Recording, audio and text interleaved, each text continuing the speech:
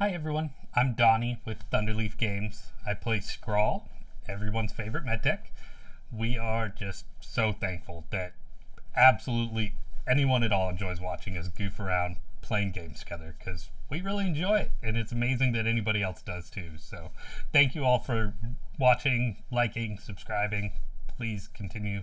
We really do want to just hang out and have fun with you. So while we hope you'll go and watch all the actual episodes, we want to give the ability to catch up on a much easier to access short form.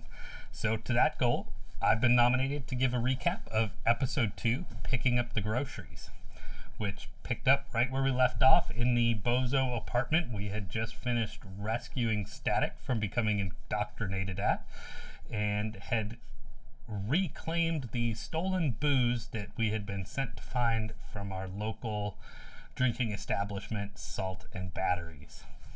We were shortly joined by NCPD backup, which Cavalry had called in, led by their finest officer, Gustav, the goodest boy, NCPD police dog. And while he was being a distraction, drawing all of Cavalry and Hopscotch's attention and everybody else's, I reached in, grabbed a little bit of less than legal medicine, which will be used certainly for nothing but pure medical purposes. At which point we headed back to Salt and Batteries, where we met Freefall, the local community organizer, who, as it happened to be, is running a community event, which is why we needed the booze back at the establishment.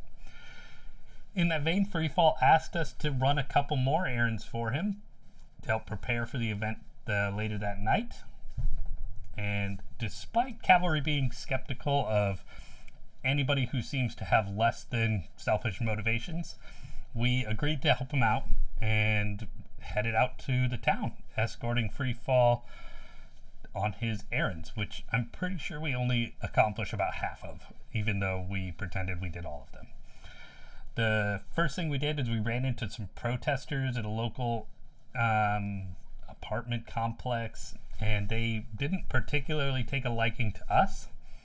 Cavalry and Static, though, put on a little intimidation and sweet talk and had a little stare down with the protesters, who decided it was in their best interest to just let us keep on our business, which is exactly what we did. So I'm sure Mike had something really interesting planned with that, but we instead just walked right by it. At which point we ran into a news reporter, which of course Static jumped right into, hijacking the interview with Freefall and instead putting on a small warm-up performance for the event tonight, drawing a lot of interest for the event, which has gone from a community event to a Static concert, which is gonna be awesome. While that was going on, the rest of the crew decided they really didn't need to be there for Static's interview and just headed on with the errands with Freefall, kind of ducking out of the background. We headed into the local shop where we were meant to pick up groceries and instead did some general shopping for ourselves. I swapped out my shotgun for an assault rifle.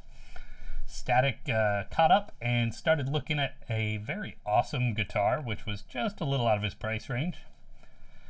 We did start to pick up, though, that the shopkeep seemed a bit nervous, and as it turns out, he was in the process of being shooken down for protection money by a local gang who was still on the premises, unfortunately for him, because Cavalry and Hopscotch swiftly busted down doors, flanked the gang member, took him hostage, at which point we decided, instead of interviewing him, interrogating, finding out why, who, and what he was doing, we instead just dragged him back to Salt and Batteries, made an example for him, and used him as a ceiling decoration for the community event, because everybody knows a community event needs a gang member suspended from the ceiling. At which point the event began. We had gotten the food, gotten the drinks. What else do you need?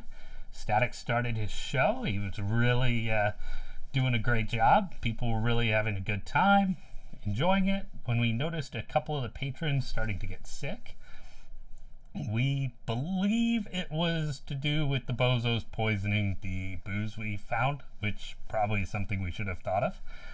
But instead, we orchestrated a whole event by Static having a huge rousing moment, encouraging the crowd to all smash their drinks instead of drinking them, which probably helped.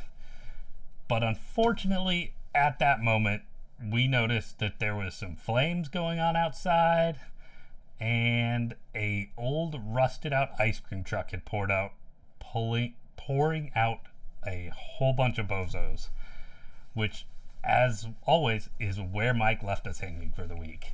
And that was session 2. So we really appreciate you coming in, listening to us. Again, please like, subscribe. We're on YouTube and Twitch, and we are Thunderleaf Games. Thank you, everybody.